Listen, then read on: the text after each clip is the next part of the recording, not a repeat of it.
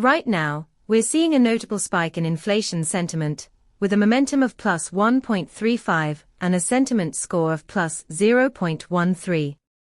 What's striking is that this momentum is significantly higher than our historical baseline, indicating a sudden shift in how people are perceiving inflation trends. This isn't just noise. It reflects a real change in sentiment that could influence economic behavior. With our API, you get real-time insights into this sentiment, returning the sentiment score, momentum, and even the semantic clusters that illustrate the underlying topics driving these perceptions. Imagine integrating this data into your trading strategy or economic analysis tool to better anticipate shifts in consumer behavior. You can stay ahead of trends by understanding the sentiment landscape.